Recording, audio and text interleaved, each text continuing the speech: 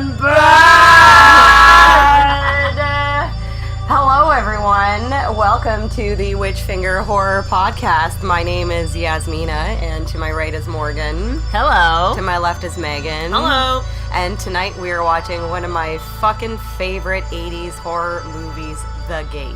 Oh, yeah! The nostalgia surrounding this is it's just phenomenal. I know. What a good movie. Have, ever since we started this podcast, always wanted to do this movie. It was just definitely the first movie on the list. I was like, yep, we have to do The Gate. And it took us fucking, like, whatever, a couple years, or a year and a half. A year and a half. It took us like a million years, but yeah. we're finally doing it. We'll get started here with some information on the film. The Gate is directed by, I'm not sure how to pronounce. I know. Is it Tibor Takács? Takács? Tibor, for sure. Takács? I'm not sure how to pronounce his name, but he was born in Budapest, but he moved to Canada 2 years later, and this movie was released in 1987, which means that this year is the 30th anniversary of the movie. When was the actual release date? May 5th. So we did miss Megan's it. on top of it. Yes. Nice. Yeah. Well, there was there not Gate Fest that happened? Yeah, May 15th. That was at Horrorama in Toronto. There was a thing called Gate Fest last year, but it is this year is the 30th, actual 30th anniversary. yeah. So it was a good year. Yeah, for sure, definitely. It was the best of times. It was the blurst of times. I was 5. And I believe I was probably 4. Nice, Morgan. Yes, Nice. I was 5. I was 1. No, I was 5. I know math. Math. Yeah. But yeah, so this movie was written by Michael Nankin, and he actually originally was planning on directing it, but I'm not sure why he didn't end up directing it, but he is now currently a TV director. So he does direct a lot of TV series. It's actually kind of interesting. When I was doing my research on Michael, the first script was very much darker. Oh yeah, I saw some of that as well. Yeah. Like, it was pretty nightmarish. Yeah, well basically it was way darker because he was going through a divorce. So he was going through not a very good time in his life, and he actually grew up with a kid named Terry. So he named this kid, obviously, after the friend that he had when he was a little kid. But so the original first script for The Gate involved Glenn and Terry being more mischievous. And they would, you know how they catch the moths in this movie? They would actually catch them and, like, rip their wings off and, like, torture them. The demon minions were actually supposed to leave the house and terrorize the whole town. The hole was actually supposed to grow much bigger and engulf part of the neighborhood. There were scenes of the neighbors being dragged out of their homes and killed by the creatures on the streets. And they just realized that it would be too expensive to shoot it this way, so they scaled it down. That's kind of I don't know if you guys read any of, like, some of the critiques. A lot of people were like, oh, it's good if you like kids kind of horror. And I feel like if I were reading that, being, like, the writer of the original script, I would have been like, but if you had known the shit that I had planned originally, I mean, it turned out to be fucking awesome anyways, but so many people, reviews I was reading were like, I mean, it's good, you know, it's kind of, like, for, like, teenagers, though. Yeah. Yeah, but we were kids when we watched this movie, so that's why it definitely is very nostalgic for me. We used to watch it a lot in high school, me and Morgan. We would just sit there and yell, like, "You bad man!" like, all the fucking time. Oh, man. But yeah, he, so when Michael Nankin was a kid, he grew up with a kid named Terry in his neighborhood, and this kid actually, like, because Michael had just moved into a new house, and Terry, his friend, actually told him that the house that he just moved into was haunted by a workman who died in the house while it was being built, so hence the workman in this movie as well. Like, everything was just stemmed from his childhood, and I love a lot of writers and directors who do actually take from their life stories and involve it into, like, our dreams and make it into their movies, because most of the time it does actually turn out to be pretty good ideas. Yeah, like some of the most interesting things, I think, and ideas are what you come up with when you're a kid. You know, you're crazy. You have wild ideas, and like Yeah, I think that was kids the whole can be point of pretty this. morbid. Yeah, Like, for sure. absolutely. Like, and I think the quote that I saw from Michael Nankin was that this was basically the nastiest thoughts that you could have from childhood. So hence, you know, the nightmarish idea of the worker inside the wall that your friend is like teasing you about, like, oh, your house is haunted. There's a guy that's buried in the wall. It's fucked up. Which is horrifying if you're Yeah, a fucking totally. kid. Yeah. I think he said he was like 4 years old when he was told Yeah. at 4 or 5. And I mean, think about it. Like, when you're 4 or 5 years old, you're really young. Like, that shit stuck with him until he was a man. Oh, I and definitely then he have fucking had wrote it. some thoughts and dreams when I was like 4 or 5 years old that still stick with me now. Ooh. A geode. Ooh, beautiful. Gorgeous. Yeah. All right, so Tibor also directed I, Madman, which I am a big fan of. It's got Jenny Wright from Near Dark. Near Dark in it. It's great. She's a librarian. She just works in this like bookstore, and one of the characters from the stories like comes to life and starts terrorizing people. So Tibor directed it, but the same writer as Nightmare on Elm Street Part 2. And That's cool. his name is David Chaskin. He also wrote The Curse with Will Wheaton. Will Will Wheaton. It's not an amazing movie, but I'll sit through it. I do. The Curse? Yeah. I saw your VHS copy downstairs. Yeah, I saw it. It's I think they did a sequel, but I never watched it. But it's not bad. It's not bad. Wait, we're talking about Tibor, right? No. Yes, but we're The Curse with. Oh, Will no, Wheaton. because I was going to say, the list that I made of Tibor's movies consists of Mega Snake, Ice Spiders, Mega Snake. Mansquito, Whoa. Killer Rats. Like, this Oh, man... the Killer Rats I've heard of. This man is into, like... Very super, like like, Sharknado, 60s, like 60s cheese kind of just stuff. Ice spiders. Lots of like I want to see that so bad. like Roger Corman type movie. Oh, Yeah. just like Yeah. hilarious. But he also shit. did some like Outer Limits episodes. Yeah. So that show was really cool. He apparently directed some Sabrina the Teenage Witch episodes. He did, and he did Earth. Remember Earth Final Contact? Yes. Oh, yeah. He Oh, fucking yeah. did some episodes That's of that. cool. Like, That's that's cool. a That's great really That's cool. awesome. And the Crow TV series. Oh my god, I know! That shit was so bad. And the fucking guy Poor who Tibor. played the Crow is the guy in the Iron Chef. Yeah, the and American he's like the Iron host.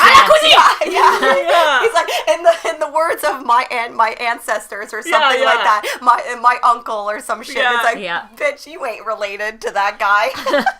Maybe like thousands of years no, back. he's related. No, I've done my research because I'm kind of obsessed with the Food Network. He's Yeah, same. related to the guy who was the announcer for the original Oh, Iron really? Chef. The original Iron Chef. See, I thought that in was all just made Japan. up for TV. No, he actually is related to the. But That's interesting. But the original That's so Iron funny. Chef. The original one is the best one. Oh, With I Chen fucking love- Kenichi. But they're Yeah. fucking Oh my God. intense. I love Iron It's like Chef. for honor. And Like Chopped. they fall on their swords if they lose. Yeah. Like I swear to God. Yeah, Chen They Kenichi. get impaled Yeah. if they lose.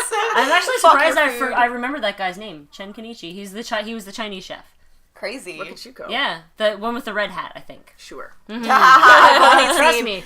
I haven't seen I love the original in a while, but I also admire the Food Network. Bobby Flay, my Well, man. Tibor also Sorry. directed Oh, shut up. The Gate 2. Yes, he did. As You know what well. else? Before we get into that, I just want Oh, to yeah, touch no, on we'll for get all into our that later. for all our viewers. Shut the fuck up, Megan. For all of our listeners out there, does anyone remember the Red Shoe Diaries? The show Red Shoe Diaries. It sounds it was, familiar, yeah. It was on late night TV. It was like softcore porn. Okay. It was kind of like the X-Files, but for porn. Interesting. And so The Sex Files, then. The Sex Files. Very nice.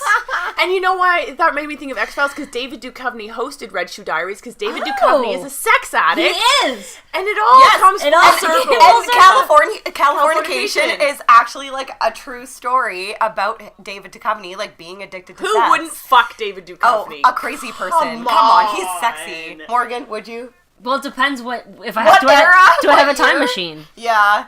If I have a time machine, then sure. I don't know, wouldn't fuck man. him now. If he confronted but I you would now, do it. I'd do I'd be back like, then. I've always wanted to fuck a sex addict. Yeah. Yeah, just to see like what the Just to difference see, is. like- yeah. You might be horrified. You Yeah, don't I regret it. totally. But if it's David Duchovny, like, sure, I'm game. Yeah, whatever. I'd ask him to wear like his badge or something, like Yeah. something from the X-Files. Oh like, my god, that's so funny. That's fucking Like, hilarious. pin it to your skin. I I saw him once in person in 1999. No way. So jealous. At a party in New York City. At Like, a party. I know, it was like right before like shit got crazy with Kitty.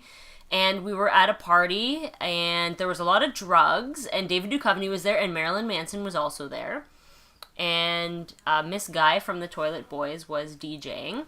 And I remember seeing David Duchovny. Oh, I remember being the like, Toilet Boys. Yeah, and being like, oh my god, he's here, that's so cool. Yeah. And then we ate these like Doritos that had like acid in them, and like my mom was like cutting people's hair off, and it was a really weird night. Wait, your mom was actually cutting people's hair off? Yeah, like she That pulled, was that the night? pulled Sorry. scissors out of her fucking bag and was like, touch the wizard's hair. She cut this guy's that hair was off. Marilyn Manson? He was there. Yeah, okay, yeah.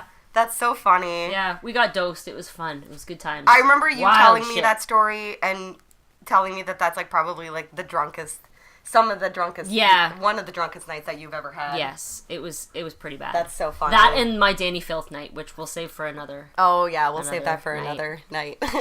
Whenever Cradle of Filth comes up up again.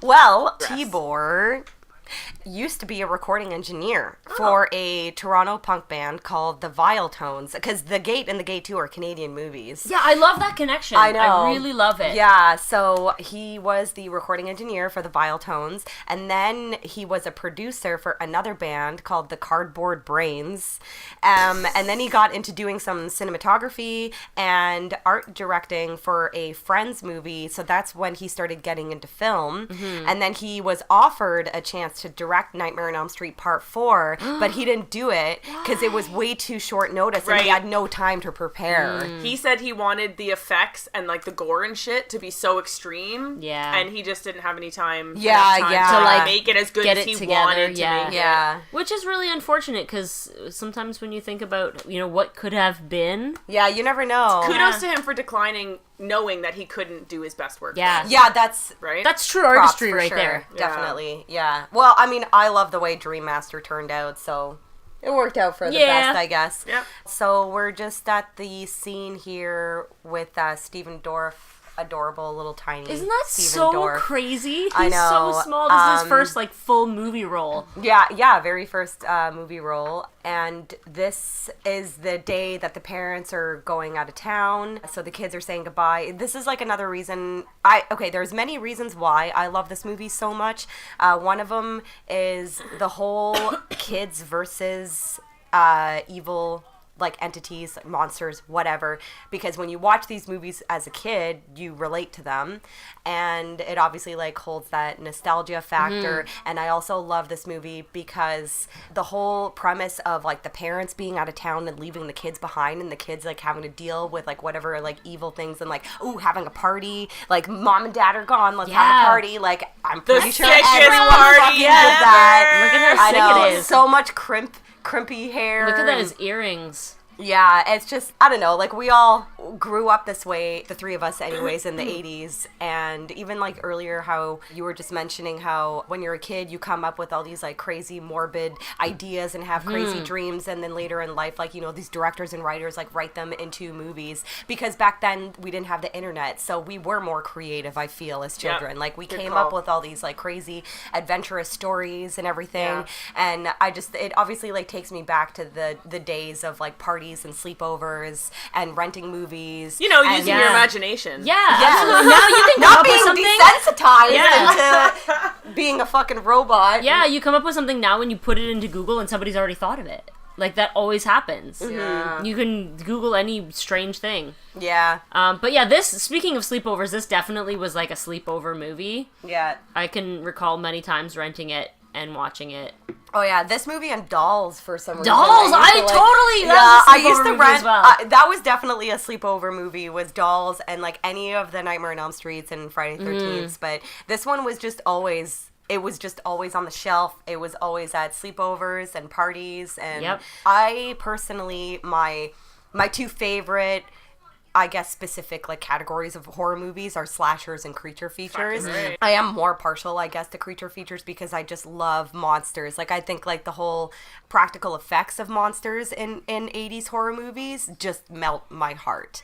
Like any little creature, big monster, anything that has no CGI. Yeah. It's all Like, tangible and real. Like, Yeah, you know, it there's could some be the guy worst- suffering inside I of know. a suit. Like, it could be the worst movie ever, but if they're using, like Cellar Dweller, like, Oh it's my not God, not the good best enough. movie, Yeah. So but I good. love that fucking monster. Like, he's so He's really cute. adorable. Like, it just takes me back to, like, yeah, like, just even, like, when you were a kid and playing with, like, boglins and stuff like that, Yeah. when all that shit was around. Like, it definitely takes you back, and I've talked about this before, but, like, yeah, like, sometimes, I mean, technology is amazing, don't get me wrong. We're very fortunate to have grown up without it, Fucking to right. know the dynamics of the difference between the two, and I'm very grateful that we grew up in the 80s, like, just, like, knowing that difference, like, being able to, like, you know, make an effort to make a phone call, or making an effort to find where someone lives by looking at a physical map, you know what I mean? Or It's even just just like- the depths of your yeah, imagination. the phone book. I guess phone books still exist, but I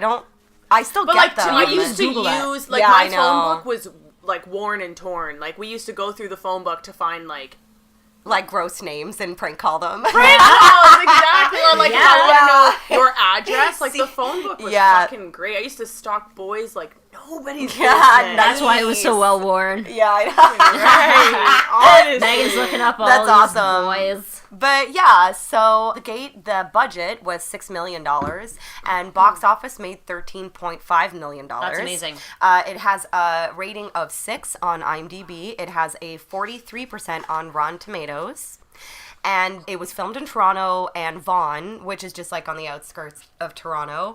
They built an exterior to the back of the house for some scenes, and the houses in the neighborhood were actually still being built. It was like a new complex, so they actually had to build a fence around the backyard so you couldn't see the construction workers. Which is hilarious. Yeah, I know, because I wish one of those construction workers would, like, come forth and be interviewed and Yeah. be like, oh, I remember when they were filming that movie. Yeah, it was all this crazy fog machine and Yeah, holes that's and little so guys funny. in, like, these, like, insane costumes and stuff like that. Like, but they're Critters. probably like, whoa, whatever. So, really quickly, this girl here, so they're at the part of the party when they're about to have a seance or whatever and, like, levitate somebody. This girl with the flannel shirt and the pigtails, she's a Canadian actress from the 80s and 90s, and she's in a couple Friday the 13th TV show episodes. That's cool. Yeah, she's in the episode. I love the Friday the 13th TV show, and she's in a couple episodes, and there's one episode where she finds a mirror, and whenever she looks into the mirror, she has the ability to become prettier, but she has to kill somebody for it. Sick. It's actually a pretty good episode.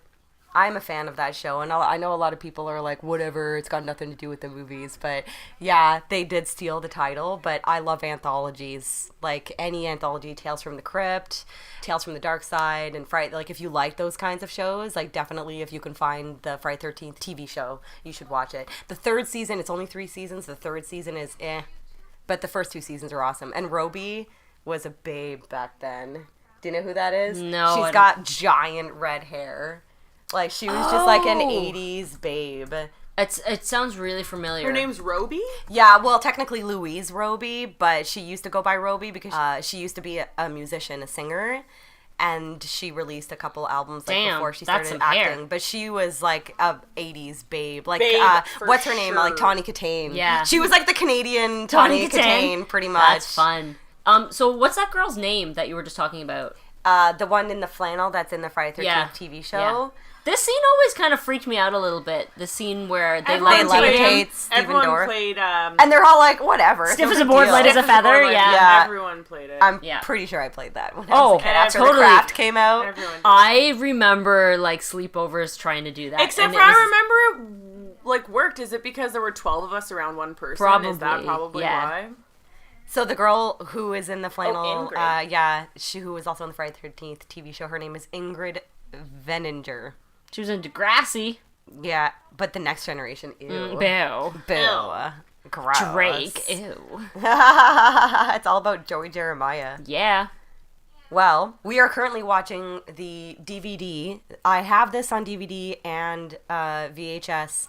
The DVD was released by Lionsgate, and the fucking picture on the cover isn't even Stephen No! Dorff. Like, they got some other random kid to pose. It's pretty weird, that they wouldn't even, like, have just some, release, like the artwork original from it. photo, I guess. Like, or do a reimagining of the original photo. Yeah, he's even wearing different clothes, too. He's got a different haircut. He's got, like, a mushroom cut. And I know. This is really strange. It doesn't even look like him. They didn't even try. Vestron released the Blu-ray earlier this year, and nice. I want it. I want it really badly. I just went to Fan Expo in Toronto, and I stopped by the Suspect Video booth, and I saw it, and I was like, I kind of don't want to spend $50 on a Blu-ray right now. Yeah, but it has like tons of fucking special features. Yeah, but I bet you could find it cheaper. Yeah, maybe. I don't know. Like with commentary and stuff? Yeah, there's featurettes. There's That's like really making cool. of. Like there's like, I think there's commentary by Tibor and possibly Michael. I can't remember, but I will buy the Blu-ray. But for now, like, I usually just watch it on VHS, but we're just watching it on DVD right now. Yeah. The making of, I think, would be really fascinating, just because a lot of the visual effects, I know there was some really groundbreaking stuff. Did you watch that quick making of on YouTube? Yeah, the 15-minute one I did, Yeah, I didn't watch it, actually. I did, yeah, I watched it. It really was just talking to Tibor and Michael Nankin about, you know, how the film came to be, and talking, because it was only really 15 minutes, so it was just like a basic, like, you know, quick story. Michael Nankin talking about how when he wrote the film, it was supposed to be a lot darker. Cool. And then what happened, because he was originally supposed to direct, like you said earlier, and then I guess it changed hands apparently, and he had a producer that was trying to raise money for him. Mm-hmm. And he didn't actually make his goal and ended up selling it to someone else, another production company, and that's how it changed hands and he wasn't able to direct it. Oh, okay. Yeah. And then they really just kind of talked a little bit about the special effects and whatnot, and how Tibor's favorite kind of scene is the forced perspective scene. Yeah. Which I think is, like, phenomenal. Everybody talks about that. It's a pivotal scene in the movie, and the effects in it are just phenomenal. Yeah, so basically what they did was they had guys in the monster suits. Yeah. And then did the whole, like, forced perspective thing to, like, make them look, like, smaller than the kids. Shit. But they're really just, like, really far away. Yeah. And, like, they built a set as well, like, for their where they were standing, so they looked smaller and everything was bigger, right? Mm-hmm. I mean, it's typical old Hollywood magic, absolutely. Yeah. That's the kind of stuff that they did in, like, The Wizard of Oz and, like, all those movies that you're like, wow, how did they do that? Yeah. You know, and I mean, it works. It still works to this day. And I mean, this is like a DVD copy. It's really clear and it doesn't look, you know, that's shitty. My cat. Yeah. Get out of here. Well, apparently there was a remake that was supposed to be made, and it was actually supposed to be in 3D, and they started production in 2009, and it was scheduled for a 2011 release, but it just never happened. And, like, I tried to get a little more information about it, but I just couldn't find anything. But Alex Winter was supposed to direct it. So ridiculous. Yeah. Alex Winter is Bill from Bill and Ted's Excellent Adventure. Yeah, Isn't that amazing? And I actually thought, you know what? I actually think that it would have been good because he also, I think, like, co-directed or something that movie Freaked. Do you remember that movie? No. That's a weird movie. I don't remember it. I don't know that I saw it, but I know of it. That's a pretty interesting movie. But the creatures in the remake or whatever, like the 3D one, were supposed to be designed by H.R. Giger. Which is really fucking cool. Yeah, and Randall William Cook, who also did the design for the original Gate, so the Monsters for the Gate, and he also worked on Ghostbusters. He also worked on Lord of the Rings, Fright Night, and Q, the Winged Serpent! One of these days we'll have to watch that movie. It just looks awful. It's But, rotten. didn't we just watched a video. The best of, which is just the scenes of the dragon, right? It's or Q or whatever the fuck it is. Oh, I remember watching that. Yeah, it looks terrible. But the concept art was made. Like, they drew it and everything. So I'm not really sure what happened with that. But fun fact about Randall William Cook was in The Gate, the part with Stephen Dorff and the eye in his hand, that was actually Randall's hand. Yeah. And it's funny because it's like a grown man's hand and it's supposed to be like this little kid's hand. But you can't tell. No, not at all.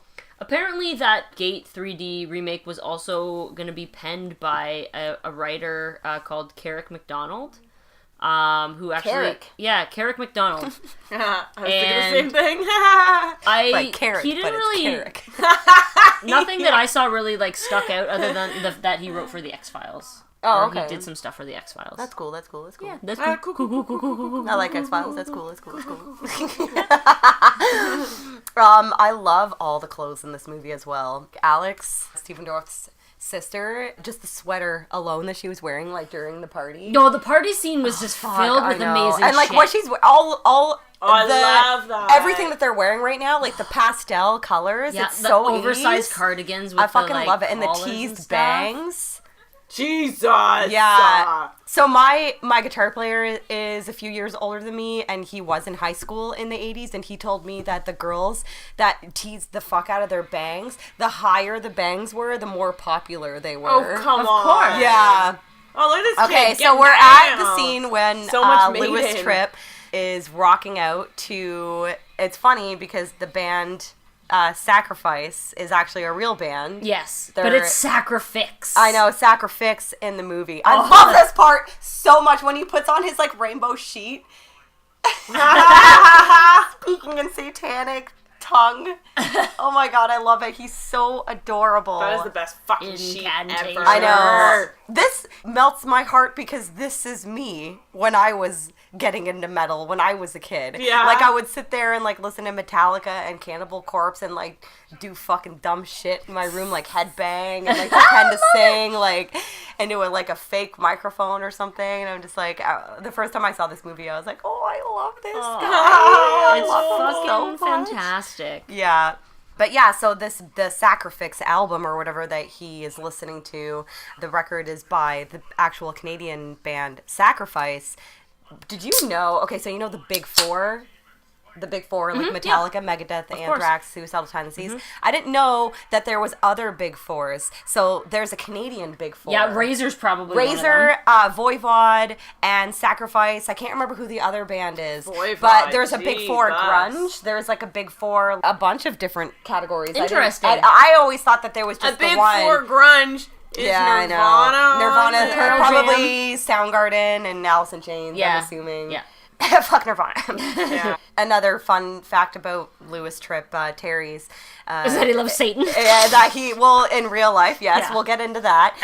But I like that his back patch also, he has the Killer Dwarfs back patch, who are also another Canadian metal band. Yeah. Man, so as I was like looking into his character, trying to like, I've just been like trying to pick out like the most, that's really interesting. And as I'm looking for these interesting facts, I find that like, I love when people play characters like he played the nerdy kid in Detroit Rock City. He played I know. the drug dealer. I know, right? In like, Rich no Kid. name. Like he also like he played all these like fucking random parts, and I love Yeah. those actors. Yeah, for sure. Well, love them. let's get into it. What do you mean he's satanic? Okay, How let's come get I into Oh, it. we know gonna- we yeah. know shit about Lewis Okay, Tripp. like, so legit, like a like, while yeah. ago, like probably I want to say maybe 4 years ago, me and Morgan were watching The Gate, and we wanted to know what happened to him, and we looked him up, and we were like, Yeah, we're like, first of all, cool, he's from St. Catherine, like an hour away from where we live. he was in a couple TV shows before The Gate. Oh yeah.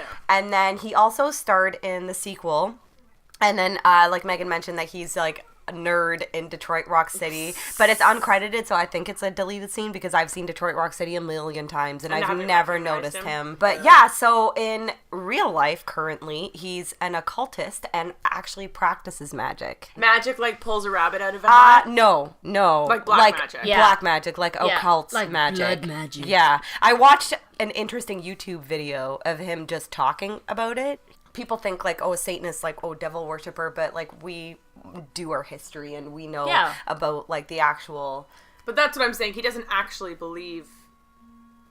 Yeah. Megan, he changed his name to Bath. Yeah. Okay, so Moving on. He changed his name to Bath. yeah, basically okay, so after I think after the Gate 2, I dug it like for research on this guy online. Like I spent like a whole afternoon just looking up Louis Tripp. So they apparently found somebody that worked with him at a call center in St. Catharines after the Gate 2. So I think after the Gate 2 is when he kind of stopped acting. Yeah, he retired around 17. And then he did the cameo in Detroit Rock City when he was 29. And then he moved to Australia, and then he legally changed his name to 1220 in the 90s. Yes. Because L is the 12th letter and T is the 20th letter of the alphabet, so those are his initials. Very smart. And he had music released. Yeah, very smart. Sure, Yeah. good point. Yes. So then he had music released under that name and played live shows with another guy. Question, sorry. 1220 or 1220? I saw Like the number 12, yeah. semicolon, and then the number like the 20. time. Okay. 12, Yeah. Oh, okay. Yeah, so he actually had a band under that name called 1220. He played live shows with another guy, but then the other guy quit because he didn't like the direction of where the music was going. Apparently, But- too, like, some of the shows that they were doing, like, involved, like, the Humane Society and, like, the Yeah, police that and was stuff. actually Like, it got kinda chaos. weird. Yeah. That was actually chaos. So then what happened was that when the other guy quit 1220, then that's when he changed his name to Bath Tripp, obviously Bath, short for Baphomet, and then he became an industrial composer under the name Chaos, which is Xaos. And those performances were the ones that involved the police and the Humane Society. He has released 4 albums under Chaos. Another fun fact about him, he is also a sci-fi writer. Oh, Yeah, And I thought that he, was interesting. Yeah, very interesting. One of his short stories called Chodpa was actually published by Black Static Publishing Company. I love Black Static! Oh, yeah. Well, I it's love published it! under Black Static. That's and cool. This is a quote that is a description of the story. A dark, unsettling meditation on alienation, blighted hope, and the uselessness of human consciousness and insects. So that makes me think of Naked Lunch. Yeah, I wonder. So I'd be I'm really to curious. read I it. actually, I would totally read it. But yeah, as I was doing my research on him, he's a profound like Satanist and like occultist, and was basically saying that like he can harvest energy into practicing magic. So he didn't say anything like specifically like he can like make things move or anything like that. He's not Tom Cruise or No. anything. But It's yeah, really like he insinuates believes, that, though. like you know how like Satanists, like they obviously believe in energy, Of course. right? Yeah. Obviously. So he's not harnessing dark energy. like he's not like sacrificing animals type Satanist So because then there why are those was- types. So then why was the animal rights involved? I'm assuming that's probably just for the show. Okay. I'm assuming that was just like part of the performance, and then like cops got involved or Okay, whatever. okay. But when I was watching this like YouTube video of him talking, he was just basically like, because I read another interview with another like goth industrial magazine, and they wanted to interview Chaos about his new album and stuff like that, and they were asking him like, why don't you have like a Twitter? Why don't you have a Facebook? Like he just has like a shitty Angel Fire, like GeoCities website. Still Like my heart. I know, and like he just doesn't agree with a lot of like the way society obviously like projects itself with like social media and the internet, and he believes that people were not born to work 9 to 5 like Monday to Friday jobs, like just to Preach, like brother. pay your rent, and like humans were bred for like a greater purpose and everything. So he's not like batshit crazy Satanist, because there are those few black metal bands in Norway that are just like dum-dums. eating each other's fucking brains and stuff for Yeah. fun, shooting each other in the faces and just Yeah, burning churches yeah. and being crazy. Yeah. At the same time, He's more though, kind of like practical, I Yeah. guess, like, and just logical, rational. He Well, seems very rational. but does he have a Satanism, job, like the Satanic Temple, is different than your Church of Satan. The Satanic Church is one thing. The Temple, something different, kind of. So more practical. And Yeah, like he then- seems to be like out of the video interviews I watched with him, like he seems to be mentally stable and rational and just believes in individuality and like not being sheep and following like what you're told to, and, you know, like stuff like that. Like I would love, seriously, like I would love to fucking meet him. Like I would love to fucking hang out with him. Yeah. Did you say that you wanted to try to contact him? I actually tried to email him. I was on his website and I don't know why my computer wasn't working. I have a MacBook Pro, and like, you know, when you hit the contact and then a window opens and it tells you like which application you want to use, and I tried to use Google and it was like, there's already an account under this name, and it just wasn't working, and I was like, fuck, man, because I actually kind of wanted to like email him and be like, hey, I have this podcast and we're doing The Gate, and I know you obviously like maybe don't relate to that part of your life anymore, but would you be willing to like talk to us? And I just like, the email wasn't working, so I just gave up. But he did attend the Mad Monster Party last year.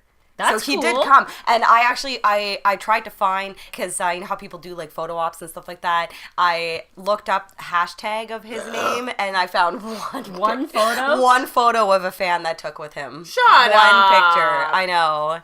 Yeah, it would be pretty sweet to meet him and hang out with him. He just seems like a very interesting person, and also just the cutest character in like my favorite 80s horror movie like ever. I mean, I would be love curious to hang out with him. Yeah. And hear what he has to say. He must come to like, Canada sometimes. Yeah. Like, I'm assuming his family still lives here and in shit. the area.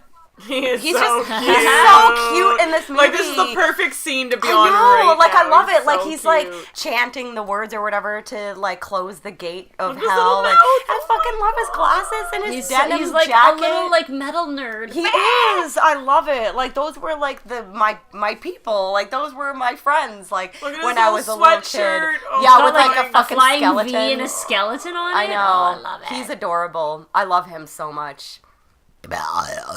How old was Stephen Dorff in this movie? He looks very young. I know it was his first movie. I was gonna say, he looks like 8 years old in this fucking movie. He's a small kid. He was apparently 13. 13. Wow. When this... He was just a little late bloomer. Yeah. What you call them? A little late bloomer.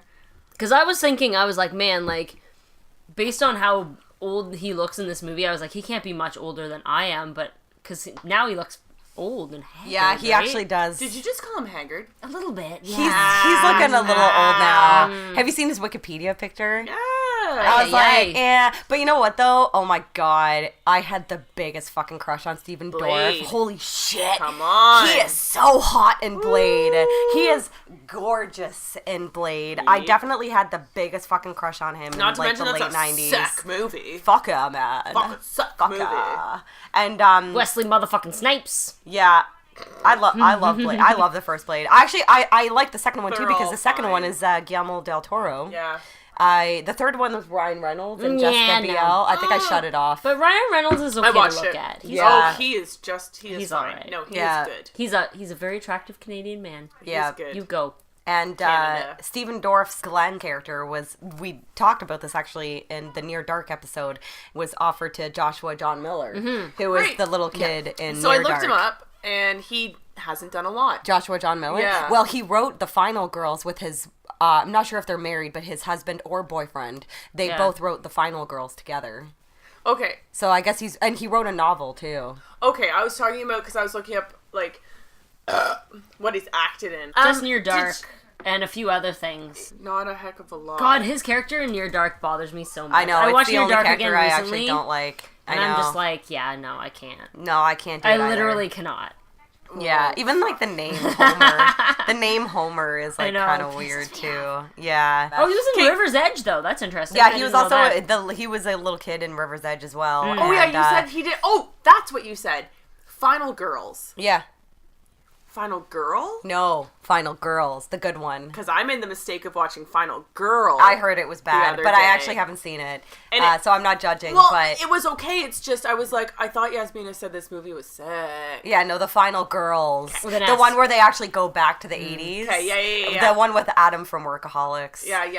Okay. That movie is fantastic. If you guys haven't seen it, I highly recommend it. It was hilarious. The only thing I didn't like about it was the fucking guy's mask. They could have made a better mask. It's like a tiki mask. Oh, I remember you. Yeah, it's. Okay, I don't like that it. one, I'm not a fan of it.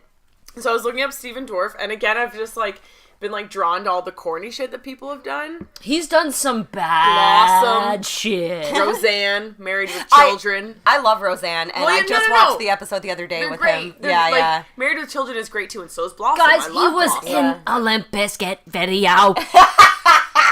Which We've one? talked about Limp Bizkit before. I know. Because they're. I don't know. dynamite. Well, no, because Bill Paxton was in a Limp Bizkit video. Yeah, That's why. yeah. So 6 degrees of separation I know. up in here.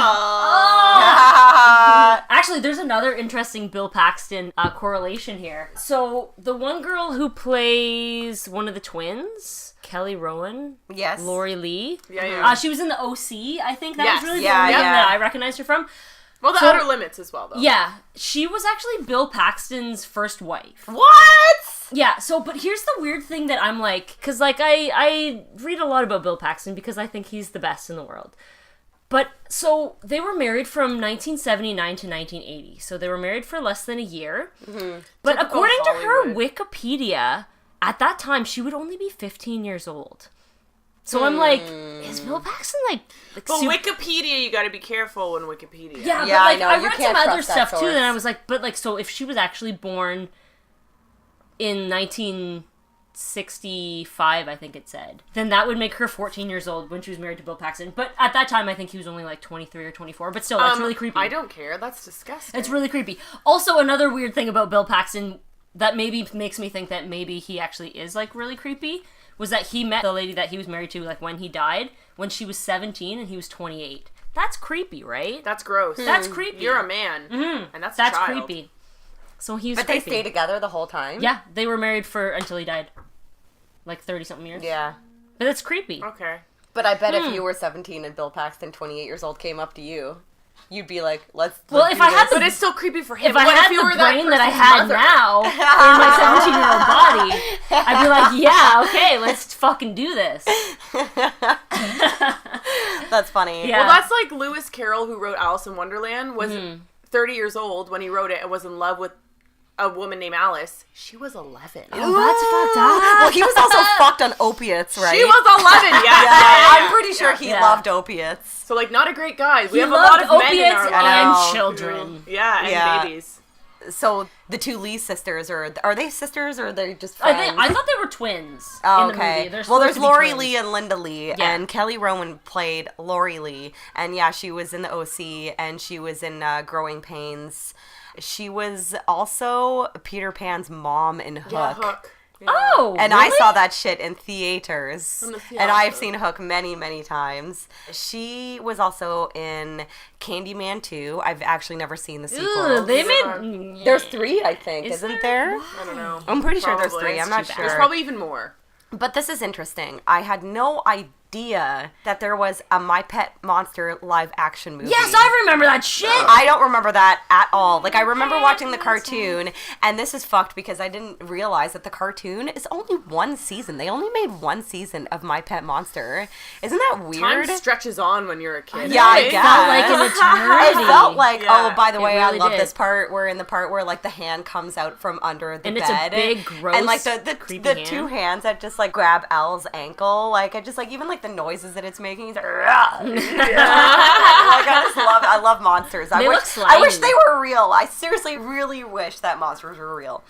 But yeah, the My Pet Monster live action movie came out in 1986, and it was a direct-to-video special release before the cartoon. I gotta watch that shit, man. I saw pictures of it, and I was like, this looks So you're fucked. telling me the cartoon was based on a movie? On the movie, a direct-to-video movie. And, okay, so we're at the best part in the whole Oh movie. my god.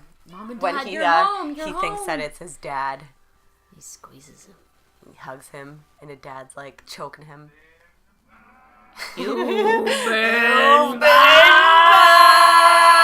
And he He's like- starts like oozing shit out of his face. He's like choking him. His I know. fucking like...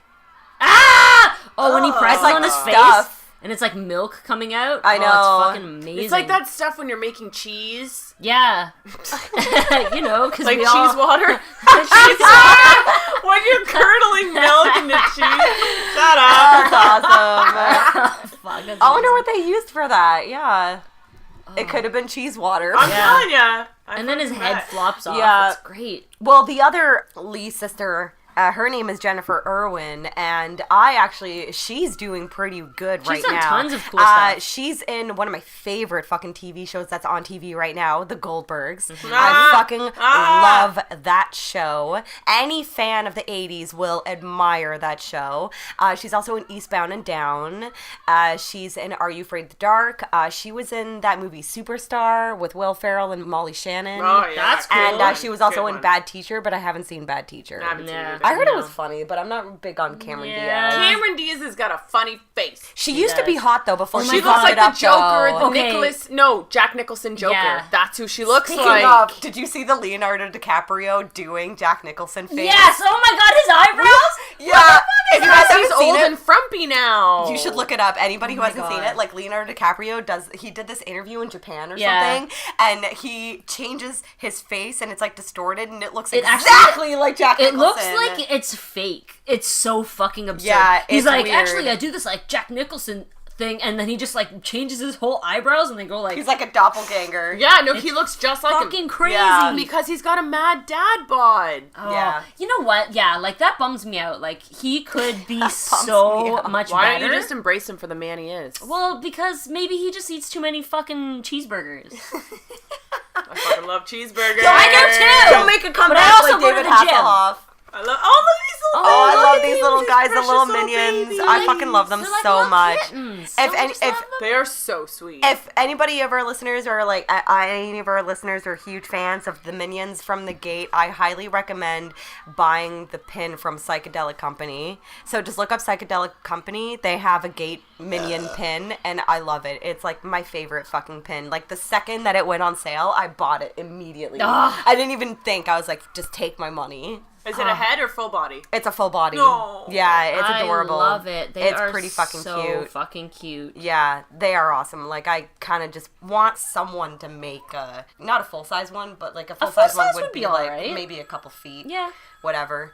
Little action figure. Like, I would die if somebody They're just adorable. made that. That would The be little so face adorable. when they open up the kitchen like curtain and like he's like looking in the window. Yeah, I know. And it's He's like all so detailed. so cute. And They their are little really, pointy tails. Really sweet. We They're get the second pointy you've been tails. bad here, I think. Yeah, oh yeah, so the dad is calling just to reiterate that they've been bad. Landline. I love how there's like an echo on it. Yeah, I know. That's fucking amazing. Also, I just want to mention that Jennifer Irwin, who is Linda Lee in this movie, also was in a movie with Steven Seagal and DMX. Whoa. What is that movie called? It's called Exit Wounds. Oh yeah, I remember Exit I Wounds. think I remember the cover. fucking right. Yes. She DMX was and in his it. like 30 wives? Yeah, and Or all was of- it 30 children? I can't No, remember. I think it's 30 children. Yeah. Yeah, DMX and I, we're homies, you know. He was on Celebrity Rehab. Yeah, poor guy. Pardon? Drugs, they're bad. Yeah, the drugs did him. Yeah. Man, you gotta do that many drugs when you have that much fucking child support to pay. Seriously. I thought you were going to say money. No. Maybe he should just learn to spill it on the tummy. That's true. Oh, I Very could go true. on, I could He's go like, on. crack, I need crack, so I don't have to fucking pay child support for 30 children that I have. Like, it literally is that many kids. Yeah, it's like absurd Yeah, how many kids DMX has. It's silliness. I didn't know about this. You guys Yeah, are dude, blowing my fucking mind look right that now. shit Yeah, up. you guys are blowing my mind. We Yeah. do nothing but just research fucking... But like, I love DMX. anything. I think We just- he's cool. He rides around in the four-wheelers. X gon' give it to you. Gon' give it to ya. Yeah, X gon' yeah. give it to you. Megan, did you ever hear the song that I did with DMX? Yes, I You did. did hear it. Yes, Okay, I did. good. Yep. That's fun. Did you ever actually meet him? No. No, it she was just just went the and recorded vocals. her Yeah, part. Because that was recently. That would've been when fucking recorded. Yeah, cool. that was like last year. They haven't released it yet. Weird. It's funny because Siegfried and I were actually kind of joking about it, and we were like, yeah, they're probably waiting for him to die, and then they're going to release this Make a fucking ton of. album. Well, make It's a ton good song, of- though. It is a good song, yeah. Maybe y'all will be able to hear it one day. Yeah. Just waiting for him to die. Maybe We gonna tear shit up. What? Tear shit up. What? Tear shit up. Let's go. It's very DMX. Okay, so we're at the part where Terry falls into the hole, and And he's all the stepping little on him. tiny minions are Oh. attacking him. When he steps on him and he freaks out. Oh my god, that's so fucking cute. I love it. Oh, is he okay? Is he okay? He stepped on him. He's fucking him up. I was saying to Yaz that it reminds me of that scene, Morgan, in Army of Darkness, where there's all these little Bruce Campbells trying to hold, big Bruce Campbell down. Yeah, it's very similar for sure. And it also kind of reminds me of, like, where he's climbing up. Do you guys remember the big tree in Ernest Scared Stupid? It was like this big bulbous, it kind of, like, all, like, the, I know it's not a tree that he's climbing out of, but... I definitely know Ernest Goes to Jail a lot more than Ernest Scared Stupid because I had it taped on a VHS and I used to watch it a lot, and I thought it was very odd that he was weirdly attractive when he was Ernest? the evil. I know. Of all the people I've ever said I cannot agree with that. And like seriously, I thought I held it in my whole life, and then how did this get made? Did Ernest Goes to Jail, and the women on that show totally fucking agreed. They were like he was like kind of like good looking when he was like the evil Ernest, and I was like, oh my god, somebody else like feels the same way. I can come out and admit it now. Yeah. I had weird crushes when I was a kid. That's like, one that I would have never like expected. No, though. I know because he's gross, but when he's the evil Ernest.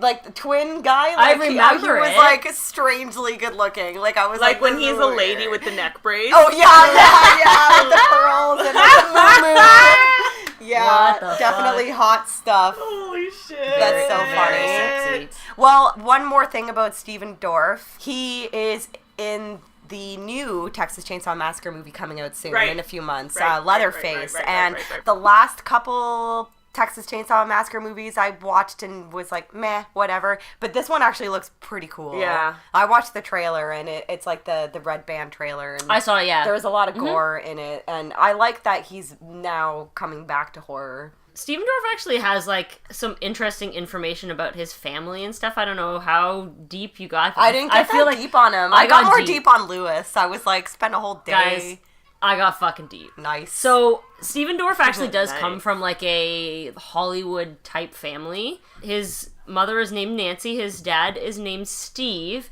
and Steve is a composer and music producer. His brother actually is named Andrew, and he was a country music songwriter who wrote songs for like Blake Shelton, Rascal Flatts, Kenny Chesney, way. like the Big, motherfucking like big, big yeah. guys. Unfortunately, he actually died last year, and it was really kind of weird circumstances. I watched the CNN interview that he did about his brother after he had passed away in December, and apparently he was like somewhere, I don't know, in Europe, and he was like partying. I mean, obviously he's a songwriter for like huge country stars, so he's got tons of money.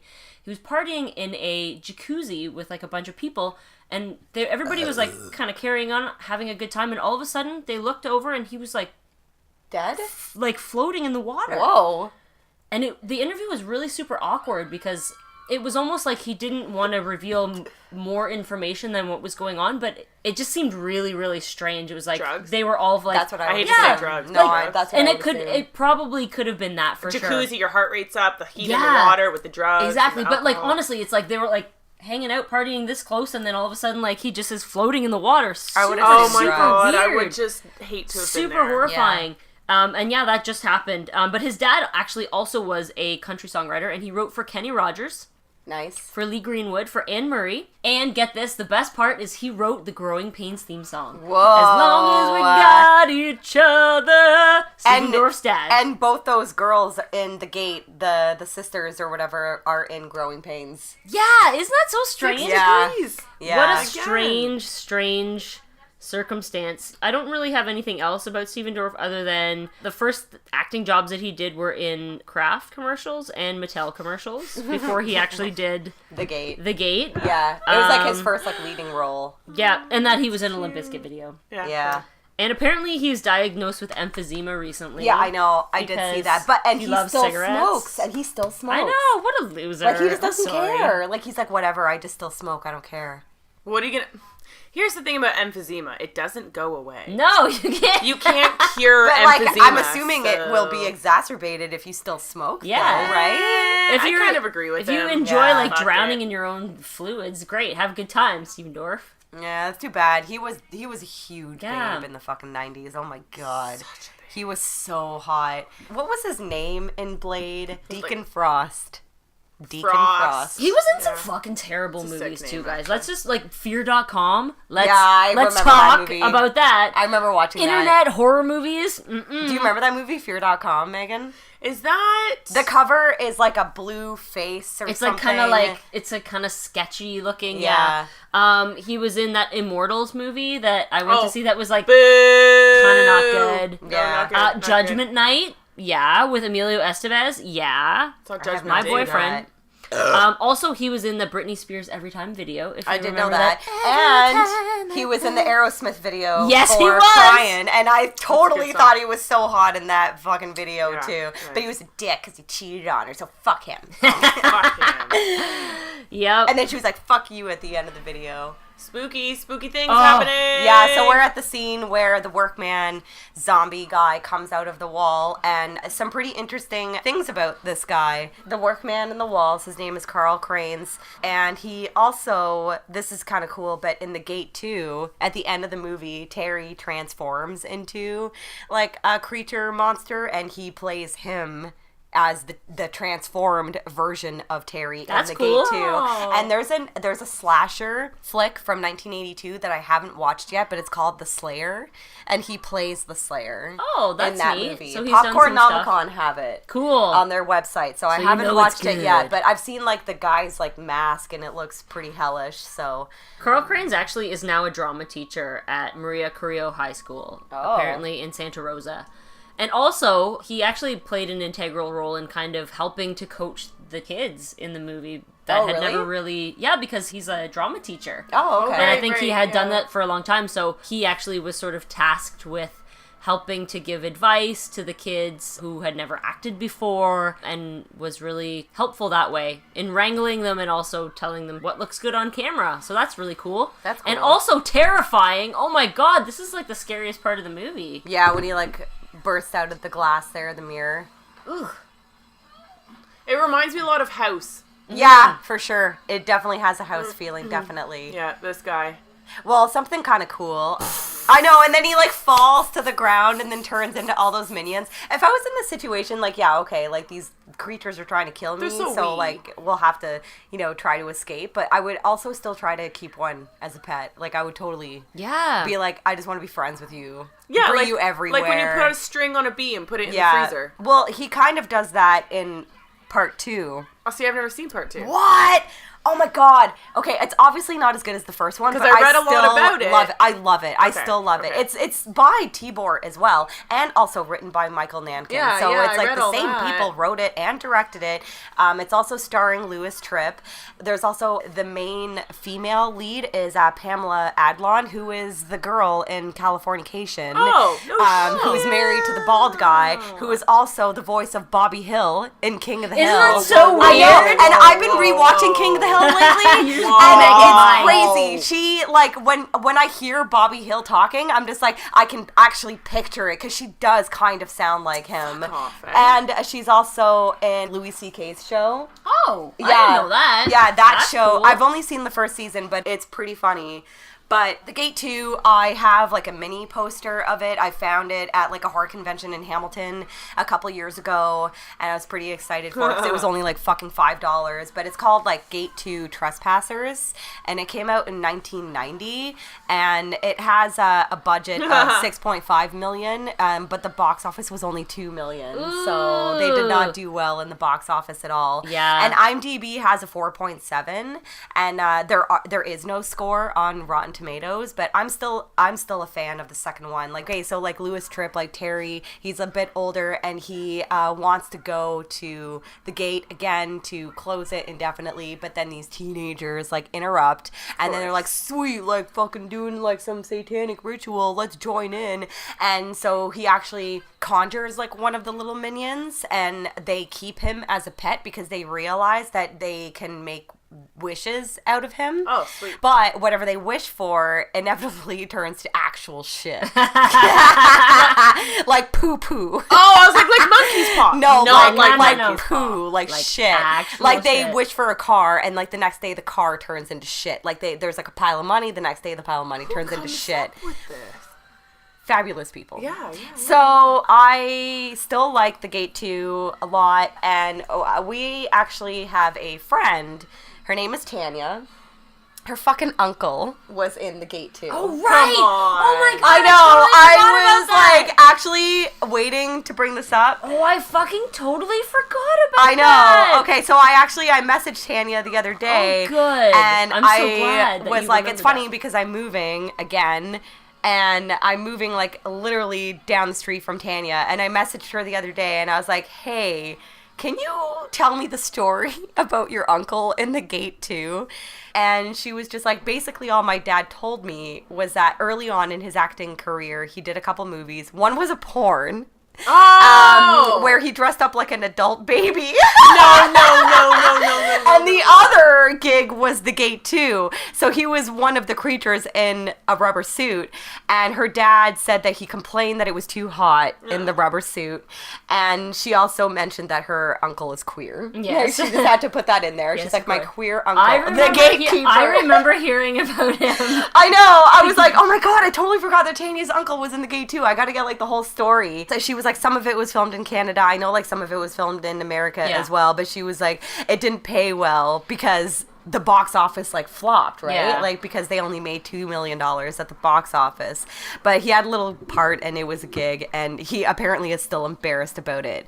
If I ever meet him, I'm obviously gonna fucking like grill him on like, that. Like he was one of the guys. in Yeah, the he was suit. like one of the guys in the suit. Yeah. And another fun fact was I was recently at Fan Expo, which is like the Toronto Comic Con here, and I ran into the guys who run Black Fawn Distribution. They're the ones who released Bite and like those anti-social movies. And I was talking to one of the guys on Facebook. He saw that my cover photo was the Gate poster. That was actually the poster that the Alamo Draft House, when they played The Gate, the poster was by the artist like Phantom City Creative, which is actually this picture on the back of my MacBook. Oh yeah. That's a good picture. A fucking wonderful piece of art. And so Gabriel, one of the guys who works for Black Fawn, was like, oh, I saw that your Facebook like header picture is The Gate.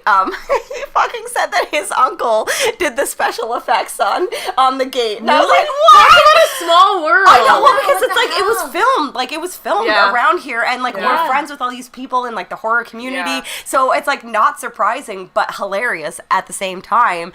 Yeah, so his uncle's name is Frank Carrere, and he did the special effects What? for Videodrome. His uncle is Frank Carrere? Yeah. We talked about him before as well. Uncle Frank. Ah. Yeah, to death. I know. And he was like, "Oh yeah, my uncle did the fucking." He like sent me a picture of them with Tibor. That is Tabor or so whatever. cool. I know. I was like, that is such a coincidence Is his because last we're name Carrere recording as well? Yeah, it is. Yeah. That's fucking I know. absurd. I was like, that is such a weird coincidence because we're fucking recording our Gate episode in a couple days. We've talked about I that know. guy before as well. That I know. is so cool. Yeah, it's so fucking ridiculous. But he Fucking was strange. also very adamant that I need to spend the $50 on the Blu-ray. That apparently it's the that good. transfer It's is so good. incredible, Yeah. and the special features are awesome. So I will buy it for I sure. like this big So yeah, guy. this is the part where the giant minion appears. I and love I him. like his little like T-Rex arms. and his 4 eyes. Oh, he's cute. Yeah, He is he's cute. awesome. I like I him. love see this kind of claymation stuff. Like also makes me think of like Clash of the Titans, Fucking right. like Beastmaster. Beastmaster. I know, like I love this kind of claymation Oh, stuff. and it looks so good. Yeah, It's fantastic. I know. This is like some classic Harryhausen monster shit. Well, I also wanted to bring Oh, up the music editor cute. for The Gate. His name is Carl Zitterer, and he's actually going to be a guest at Horrorama this year. That's cool. Yeah, so Horrorama happens every year in Toronto, and I believe it's the first weekend of November this year, and Frank Henenlotter is going to be there. Oh, really? The director of Basket Case. That's so cool. I'm That's pretty sweet. fucking excited about that. I want to meet him, and I definitely want to meet Carl to talk about The Gate. And earlier we were talking about Stephen Dorff being the lead in the new Leatherface movie. Well, speaking of Leatherface, quite unfortunate that we also lost Toby Hooper. Yes. Like right after George Romero. Yes. Like two legends. Super sad. And I'm so happy that we, all three of us, have tickets to actually go see John Carpenter, because I feel like he's probably going to be the next one to go. You knock on this fucking table right now after saying that, because it was Dude, like, but what, I saw not him. even a year Wes Craven? Like, I know. Come Yeah. on, I saw John man. Carpenter like at Fan Expo like 3 years ago, and already he's like, People who've made like consecutive horror movies. I know, that's sad. Like, we're left with we need more few. legacy. We Yeah. need more legacy. well, there's obviously a lot of really, really good independent movie makers. Oh, these absolutely, days that absolutely. I feel are like got their foot out Yeah. there and will proceed to do better things. Like It Follows still blows me away. Yeah. Like I still am very impressed by that movie, but Unfortunately, it's true though that like we're at a stage right now where everything is like CGI, but I do appreciate when horror movies like actually go back and use practical effects. But like the whole genre of horror movies like from the 80s like is, I believe, the best decade Of for course. horror. Absolutely. So obviously like there's like the legends, and we lost Wes, we lost Toby and George Romero, but Toby Hooper, want to take a second here to talk about his films. Out of all of the horror movie legends, Texas Chainsaw Massacre is never been one of my favorites. No. I Out can of, agree like, with that as well. The categories, Totally not. but I totally will admit that it's a very incredible, like it's an incredible movie. It is. It set the boundaries for a lot of filmmakers these days. It's very influential. I mean, with what he had with the budget that he worked with, like for the first Texas Chainsaw Massacre, it's disgusting. It's fucking actually crazy. incredible. It is an incredible movie. I respect it. But out of like the horror movie killers, I was just always more partial to Jason and Freddy and Michael Myers and Pinhead. Yeah. I never just, I don't know, I just like never really cared, I guess, that much for Leatherface, but I appreciate Texas Chainsaw Massacre for everything that it's worth. It's a masterpiece. I think the title itself. I know. Yeah. Texas Chainsaw Well, it's like, Massacre. is it based on That is Ed the Gein? best. Yeah, it is. Yeah. It's kind of Yeah, but slightly very lightly. Yeah. Yeah. But it's like the same idea. with that being said, though, I actually dig the second one a lot. Yeah, you said that I before. love Dennis Hopper. Yeah. I love the second one. It's so fun. It's just fun. But yeah, I always forget that Toby Hooper directed Salem's Lot. yeah. Yeah. Always forget that he directed That's a good Salem's one. Lot. That's a good one. Poltergeist. Poltergeist That is one is Poltergeist is my legendary. top list. Oh, fuck I was gonna yeah, say man. like Texas Chainsaw Massacre was never really like high on my radar, although obviously it is a super influential and did set the bar. I think Poltergeist is definitely number one. Oh, for sure. Poltergeist for me- I will never get sick of I watching mean, Poltergeist. no, never. Ever. But what gets me about Poltergeist is the way that he got, like, the family dynamic down so Yeah. well. It's like watching the family interact is such a believable I know. story. I don't know, Texas Chainsaw, I agree with you. I was always like, But contrary to the way you guys feel, the remake with, was it Jessica Biel who's in the remake? Who's that broad? Yeah, I Yeah. think so. Yeah. That movie I saw in the theaters, I literally went home crying. Like, crying to my mother. I mean, I'm younger than you. I saw it in the theaters, so I I think I did see it in the theater as well. We saw it together. Yeah, we I did, didn't of like course we it. did. I cried. I went home and fucking cried. But Like, out again, of anger? Or no, like I was fear? I was scared. Oh, okay. But I was 15. yeah, I didn't was like it at all. horrified. But I watched. But I don't like I do real like life shit, I think though. the 'Cause third he's not a one- monster. He's real. He's a real person. I can't watch real life shit. I can't do it, man. I also like the third one. It is a little cheesy. It's got Viggo Mortenstein, whatever the fuck his last name Mortensen, is it Mortensen? Lord of the Rings. Yeah, Um, Lord of the Rings. Yeah. Yeah, the fourth one has Renee Zellweger. Zellweger. And Matthew McConaughey. No way. I know, but like I don't know how much Matthew Toby McConaughey, has he's to do alright. with those ones. He's Yeah, he's alright. all right. Alright. But I recently watched Life Force again. I and, watched like, Life Force too recently. Life Force is awesome. It's fucking the part with absurd. like when the blood is like pouring pouring out out of of Patrick Patrick Stewart's Stewart's face face. and his like eyes in his mouth and shit. Like that movie And is it's fantastic. reconstituting the girl like in the like It's fucking fantastic. crazy. That is a great fucking And sci-fi the movie. zombie like shit like when they're sucking It's like the so life much like force out Return of of the them. Living Dead. Yeah, It's that, exactly the one like it. especially the one the guy. Yeah. Absolutely terrifying. Yeah. And the effects are amazing. Yeah, they're incredible. So good. I know you guys haven't seen Invaders from Mars. I know. But I love it. It's actually a remake, but Tobe Hooper did the remake from the 80s, and it's great. I just love the way the aliens look. They're so adorable. I've only seen Funhouse once. Me too.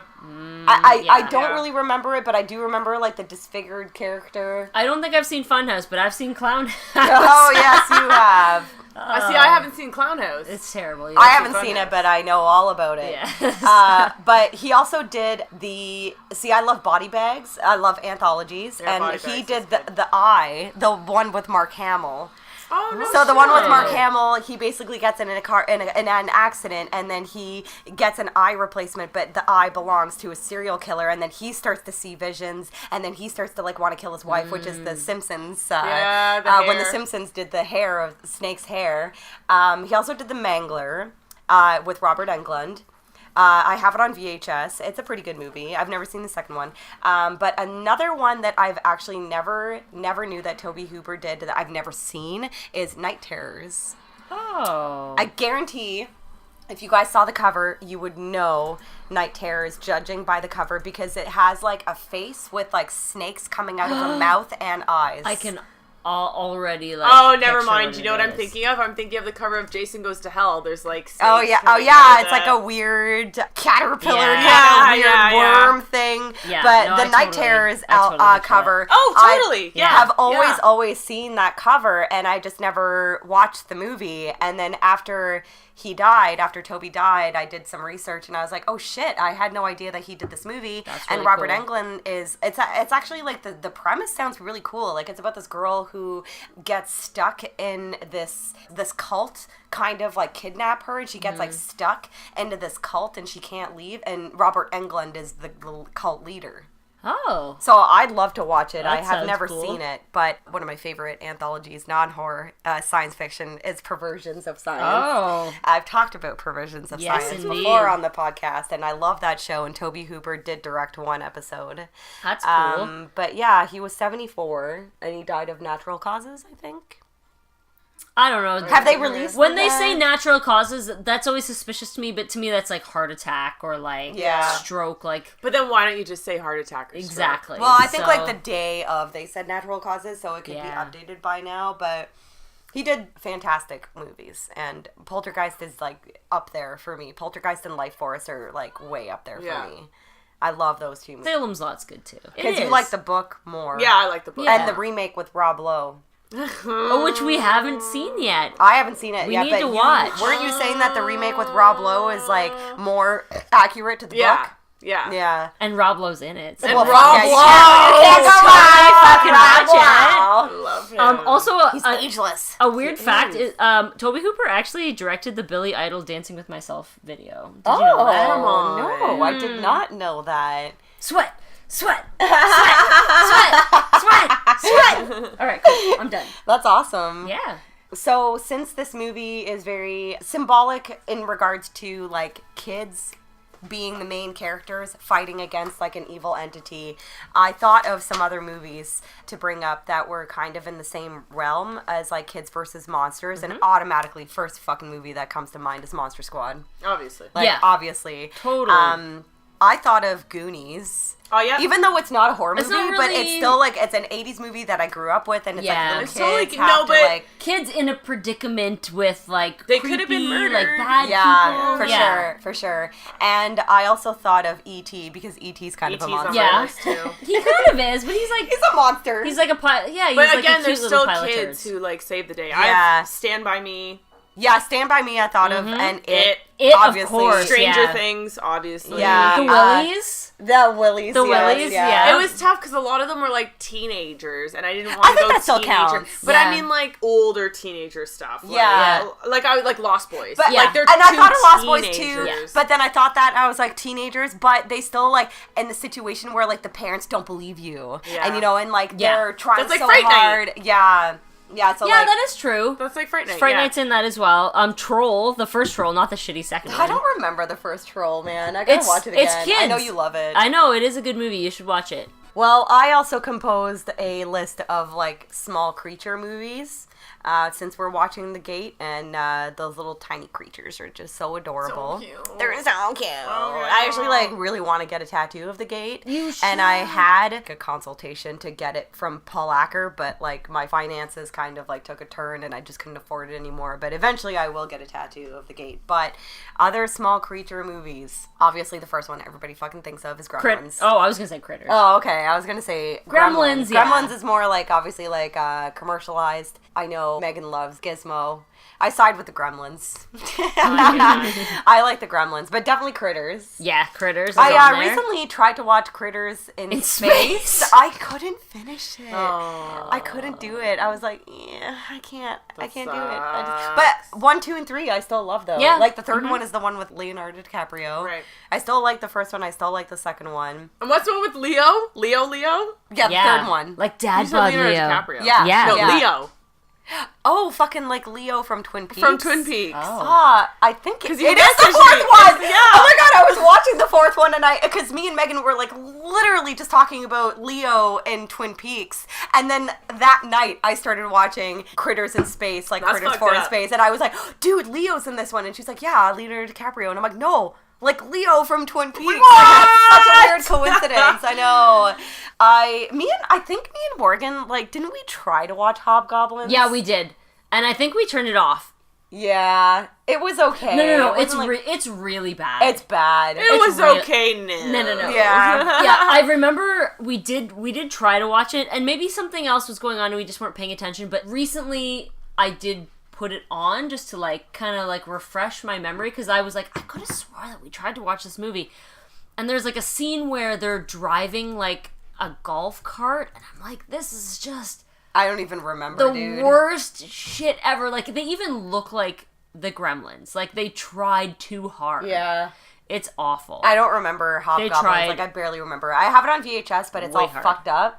Obviously, like, one of my favorites is Ghoulies. Yep, Ghoulies. I do love Toilet Ghoulies. Ghoulie. Oh my God. Who didn't think that was the funniest shit ever I when know. you were a kid? Pretty much every fucking child in the 80s was afraid to take a shit. Yeah, because because of the fucking Ghoulies. Yeah, like, I love the first one. Like, I like the third one better than the second one, and a lot of people would disagree with that, but the second one has, like, a carnival setting, and I don't like that kind of stuff, like carnivals and shit and fun houses and stuff like that. Fun. But the third one is like they go to college and it's so bad. It's like, it's awesome. I fucking love it. But I still haven't seen the fourth Ghoulies, and that's the one that has that weird like vinyl latex sexy lady on the cover. I still I haven't don't seen even it. know that cover. Oh, dude, I have seen it, and I haven't watched the movie yet, but I'm sure it's awful. Oof. But obviously, Basket Case. Yeah. Yeah, I guess he's little. He's small. He's I little. know. Yeah, he's little. Yeah, and Alright. we were very fortunate enough to hang out with Kevin Van Hentenrich. Yeah, So he was sweet, so such a lovely. sweet man. What a Fuck, lovely I love guy. that guy. Honestly. I love him so He much. was so happy. He I was know. so He lit so up a nice. room, like, yeah, like he was so legitimately. stoked. Like he came up to us. I And was know. like, "Hey, you guys are fans. You I want to know. hang out?" And he just sat down with us. Well, know. when I was at Fan Expo last weekend, I was talking to the guys at Suspect Video who run Horrorama, and Frank Henenlotter is going to be at Horrorama, and I was like, you guys should fucking try to get Kevin to come down, but I guess they did try, but he has other things planned. Like, he just Good like for him, can't. he's busy. I was like, oh, Making man, money. like what? Like fucking like sculpting rocks in the forest. He's busy, Yasmina. Take a day off of sculpting rocks in the Appease woods us. and come to Appease Toronto and hang out us. with us again, Kevin. But I guess if we're talking little creatures, brain damage. Oh, the little brain that attached to him. Oh, yeah, that thing was, yeah. Yeah. Well, I just remember the blowjob Yeah. scene with the hooker. I'll never forget that. I What about Munchies?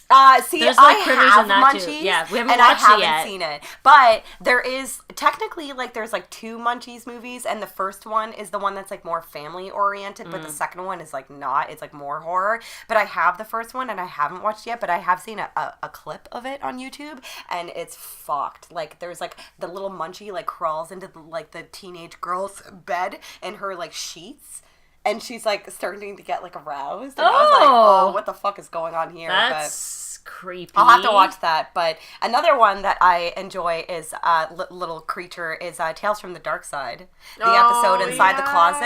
He's got like those big like bleeding red eyes. And I also have Cat's Eye, the Stephen King's Cat's Eye with Drew Barrymore. That little troll is adorable. That little troll is so cute. Yeah, he's pretty fucking cute. He's like a jester. I know. Like like his hat jingles when he's like walking around her room and he like sucks her soul out of her mouth. Oh my god. I recently watched Sorority Babes in the Slimeball Bolorama. It's a very That's a long fucking title. So Sorority Babes in the Slimeball Bolorama has Linnea Quigley in it.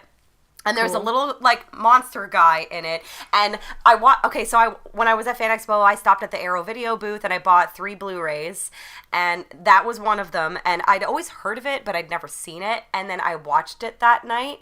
And I enjoyed the movie, but there was, like, a couple things that I didn't like about it. Like, for example, one of the characters in the movie all of a sudden turns into Bride of Frankenstein and starts, like, murdering people. But she's, like, wearing, like, the Bride of Frankenstein, like, outfit and wig and everything. That's weird. That part was, like, kind of weird. But the little guy in it, like the monster, I don't know why they decided to do this, but he sounds like Shaft. Like he talks. He doesn't like you would think that like a monster would like just like grumble and like be like, but he talks like in a human voice, but he like sounds like Shaft.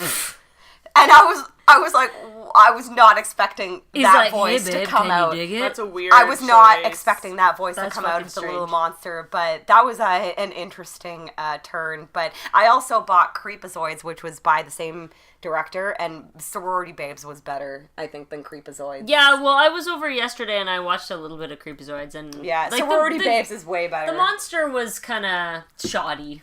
Yeah. It was alright. Also, one more to add to the small creatures was elves, if you recall. Oh, yeah, we did elves! Oh my god! Yeah. Yes. He looks like the fucking guy in X-Files. Yeah! Yeah. So, but there was only, I mean, it's elves plural. There was only one elf in the fucking movie. Yeah, I know. Oh, that was a big critique. That was a big point of disappointment. It was. Without Grizzly Adams. Yeah.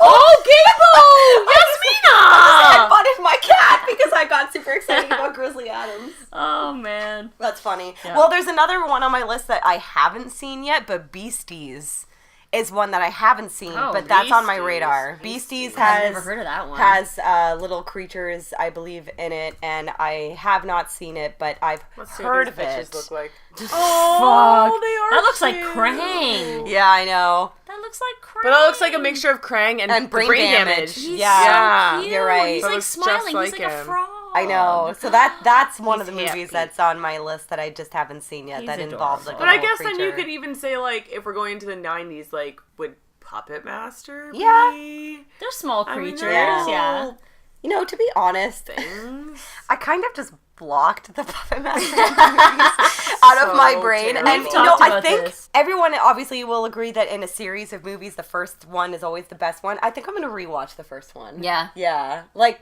it's got to be the better one out of all of them. It Yeah. has So. to be. Does that mean that Chucky is also like a small creature, technically? I guess he's a doll. He's kind of big. Yeah. Well, There's a yeah. there's a Kinda new Chucky coming girthy. out. I've heard. Cult You of know Chucky. what? I just don't. No, I Really bad know. at this point. Yeah, now he's just all like one-liners. Well, I and just, tried to like- watch Seed of Chucky, and No, I just couldn't. don't. I couldn't. The kid is ridiculous. I couldn't do it. I shut I it off. love the bride. I Oh, love Bride of Chucky is nostalgic though, because we all saw it in theaters. I don't know. I just like don't understand why they just didn't just kick him. He's a doll. Just kick And him. how about Yeah. it doesn't make sense that like 2 dolls had sex and had babies because your souls We're getting scientific. let's get it. Like biologically speaking, your souls might be in the dolls, but you don't have a uterus Or No. sperm. Yeah. Or maybe they do. or a penis at all. Even Yeah, really, let's so it just bump just some really plastic upset me. and fucking make It a just baby. really upset me that like all of a sudden your souls Bump anyways, plastic. I could go on. Yeah. That's awesome. Let's bump plastic, baby. Yeah, that must be a line in the movie. I wouldn't be Probably. surprised. I would not Yeah, be I wrote it, surprised. that's right. Okay, well, I think this about wraps it up for this episode. So thank you very much for listening, as always. And yeah, if there's any horror fans in the Toronto area, Horrorama is coming up. The London Comic-Con Yeah. is coming up. William Shatner will be there. Yes, he is. The shat. The Shat. Don't call him the Shat. What a that's- terrible. I know.